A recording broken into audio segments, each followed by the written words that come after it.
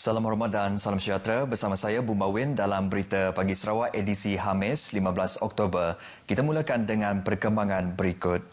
Pergerakan orang ramai melalui sempadan merapuk di Lawas dan Sindumin di Sabah perlu diperketat ekoran peningkatan kes COVID-19 di negara ini, terutamanya di Sabah. Timbalan Ketua Menteri yang juga pengerusi Jawatan Kuasa Pengurusan Bencana Negeri JPBN Sarawak, Dato' Amar Douglas Ugambas berkata, bagi tujuan itu pihak anggota keselamatan akan menambah bilangan anggota dan kawalan termasuk di jalan-jalan tikus. Dato' Amar Douglas memberitahu kawalan dan rondaan yang lebih ketat dan kerap juga akan dipertingkat di sempadan Kalimantan. Dato' Amar Douglas berkata perkara itu merupakan antara keputusan yang diambil pada mesyuarat JPBN Sarawak. Katanya selari dengan keputusan Majlis Keselamatan Negara MKN yang mewajibkan setiap pergerakan rentas negeri yang berstatus zon merah perlu mendapat permit dari Polis Raja Malaysia PDRM, JPBN turut mewajibkan permit berkenaan dinyatakan dalam aplikasi Enter Sarawak bagi setiap penumpang yang memasuki Sarawak. Dato' Amar Douglas menyatakan demikian pada sidang media di Kuching petang semalam.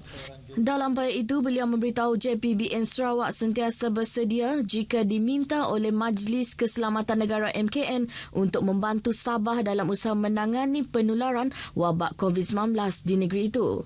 Jelas beliau ini kerana pengurusan COVID-19 di negeri itu adalah terletak di bawah bidang kuasa MKN. Beliau bagaimanapun memberitahu pada masa yang sama JPBN mahu terus memperkukuh strategi bagi menghadapi sebarang kemungkinan penularan COVID-19 di negeri ini. Ini termasuk persiapan yang sedang dilaksana bagi meningkatkan kapasiti dan keupayaan makmal ujian sampel saringan dan pengesanan COVID-19 dari 2,000 kepada 3,000 sehari sasaran untuk mendapatkan keputusan sampel saringan dalam tempoh 24 jam. Selain itu, persiapan juga merangkumi usaha memperkasa pasukan khas yang menjalankan pengesanan kontak COVID-19.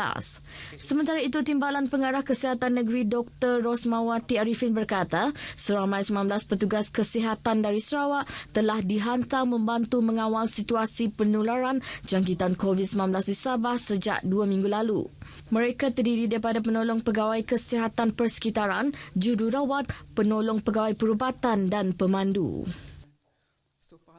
Jabatan Agama Islam Sarawak JAIS telah menggariskan beberapa inisiatif dalam usaha meningkatkan pengurusan selain menambah baik keperluan masjid dan surau di negeri ini. Menteri Muda Hal Ehwal Islam dan Dewan Bandaraya Kuching Utara DBKU, Datuk Dr. Abdul Rahman Junaidi memberitahu ia diharap dapat memberi manfaat secara menyeluruh kepada jemaah dan umat Islam setempat. Assalamualaikum. Datuk Dr. Abdul Rahman menjelaskan setiap permohonan untuk membina masjid atau surau, pihak JAIS dan agensi yang terlibat akan membuat penelitian bagi tujuan pertimbangan dan penyeragaman pembinaan. Penelitian ini mengambil kira kawasan terbabit telah mempunyai masjid atau surau, saiz tanah dan beberapa komponen-komponen yang lain. Beliau berkata demikian ketika mewakili Ketua Menteri Datuk Patinggi Abang Johari pada Majlis Pecah Tanah Pembinaan Surau Al-Malik Uni Garden di Kota Semarahan. Surau Al-Malik Uni Garden dibina di atas tapak seluas 0.76 ekar merupakan tanah wakaf yang menelan kos 2.6 juta ringgit bagi fasa pertama yang meliputi bangunan utama iaitu ruang solat, tandas dan tempat berwudu yang mampu menampung seramai 590 jemaah pada satu-satu masa. Kerja-kerja pembinaannya telah bermula Ogos lepas. Sejumlah 3.35 juta ringgit lagi diperlukan untuk melengkapkan Surau Al-Malik dengan ruang yang luas, berpagar serta selesa untuk beribadah dan menganjurkan aktiviti keagamaan. Jabatan Pertanian Limbang disaran melihat potensi pertanian yang ada di Kampung Pahlawan Limbang. Ini memandangkan kampung itu mempunyai keluasan tanah yang besar di samping jumlah penduduk yang ramai. Demikian saranan Menteri Muda Pemodenan Pertanian Tanah Adat dan Pembangunan Wilayah Sarawak, Datuk Dr. Abdul Rahman, yang mahu tanah yang ada dimanfaatkan sebaiknya bagi tujuan pertanian. Jelasnya ke arah menjadikan Sarawak pengeksport bersih produk pertanian menjelang 2030, sumber hasil pertanian tempatan perlu dipertingkat untuk memenuhi keperluan tersebut. Tambahnya lagi, produk pertanian yang mempunyai nilai ekspor yang tinggi akan diutamakan seperti durian Musang King, nangka madu dan terbaru nanas keningau diamond. Dalam pada itu, beliau menyarankan sektor pertanian yang diusahakan secara konvensional perlu beralih kepada pertanian moden. Ini membolehkan hasil pertanian dapat dipertingkat. Beliau bercakap demikian dalam ucapannya ketika merasmikan Agriculture Community Outreach Program AgriCop di Kampung Pahlawan Limbang. Peserta yang ditemui pemberita menyambut baik program sedemikian. Program yang dijalankan sangat memberi maknalah yang bagus untuk kami lebih tahu lagi mengenai pertanian yang sebelum ni kita tidak tahu apa cara-cara untuk bertani, dan dengan adanya program ini kami lebih mengetahuilah cara-cara pertanian yang lebih moden dan lebih bagus lagi. Kita selalu, kalau dulu-dulu kita menggunakan baja biasa, kita tabur saja suka-suka hati. Tapi sekarang bila ada kursus ni, kita mendapat pengalaman tu. Setakat ini, sebanyak 7 program AgriCop telah dianjurkan di Dun Bukit Kota Limbang dalam usaha memberi pendedahan kepada penduduk terhadap peluang dan potensi pertanian. Sementara itu, masyarakat tani di Sarawak khususnya di Dewan Undangan Negeri Dun Berkenu disaran menceburi bidang pertanian secara serius dengan menimba pelbagai ilmu dan kemahiran daripada Jabatan Pertanian dan agensi berkaitan bagi meningkatkan hasil perniagaan mereka. Menteri Muda, Wanita, Keluarga dan Pembangunan Kanak-kanak Datuk Rozi Yunus menambah terdapat banyak jenis pertanian yang boleh diusahakan masyarakat dengan bantuan daripada jabatan dan agensi pertanian. Secara serius, ya. Secara serius maksudnya kita mau melihat hasil dapat dijual keluar, dan kita mau juga mereka punya pemikiran yang lebih luas lagi. Bukan hanya bercerita pasal berjual di tamu ataupun di persekitaran saja di pasar, tapi kita mahu mereka terlibat dalam perniagaan global. Beliau berkata demikian kepada pemberita selepas merasmikan Majlis Penutupan Agriculture Community Outreach Program AgriCop di Dewan Masyarakat Berkenu Miri. Persembahan Simfoni Orkestra Negeri Sarawak SANS dalam musikal Sarawak Harmoni Pemimpin Berjiwa Rakyat yang bakal diadakan pada Jumaat ini di Dewan Undangan Negeri.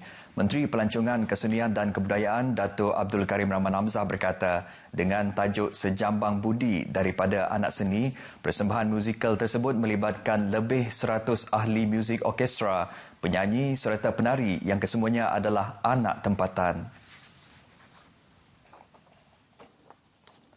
Dalam sidang media di Kuching, Datuk Abdul Karim berkata ia merupakan satu persembahan khas daripada anak seni Sarawak kepada Yang di-Pertua Negeri Tun Pehin Sri Abdul Taib Mahmud sempena sambutan ulang tahun beliau yang ke-84. Selain itu, ia juga merupakan satu penghargaan daripada Majlis Seni Sarawak, kementeriannya sendiri melalui SANS, selain gabungan penggiat seni tempatan yang lain kepada sumbangan Yang di-Pertua Negeri dalam memartabatkan industri seni di Sarawak. Menurut beliau, Tun Pehin Sri Abdul Taib Mahmud serta isteri Tuan Puan Ragat Kurdi Taib dijangka hadir pada persembahan musikal berkenaan. Sementara itu, beliau menambah SANS juga bakal membuat persembahan musikal Sarawak Harmoni untuk memberi penghargaan kepada petugas-petugas barisan hadapan yang terlibat dalam menangani pandemik COVID-19 pada 24 Oktober ini di venue yang sama dengan tajuk Hati ke Hati. Persembahan tersebut adalah berkisarkan pandemik COVID-19 serta kejayaan Malaysia dalam mengurangkan penularan wabak tersebut sehingga mendapat pujian daripada pakar perubatan dunia. Ketua Menteri Datuk Patinggi Abang Johari Tun Openg dijangka hadir pada persembahan musikal berkenaan. Dalam pada itu, Datuk Abdul Karim Rahman Hamzah yang juga Menteri Belia dan Sukan Sarawak berkata, sambutan Hari Belia Peringkat Negeri Sarawak 2020 bakal diadakan pada 7 November depan di Kompleks Sukan Asajaya Samarahan. Beliau memaklumkan majlis perasmian dijangka disempurnakan oleh Ketua Menteri Datuk Patinggi Abang Johari Tun Openg. Terima kasih kepada Datuk Abdul Karim berkata walaupun dewan tersebut boleh memuatkan lebih 2,000 orang, namun kementerian mensasarkan hanya 1,000 peserta bagi memastikan penjarakan fizikal serta prosedur operasi standard COVID-19 dipatuhi.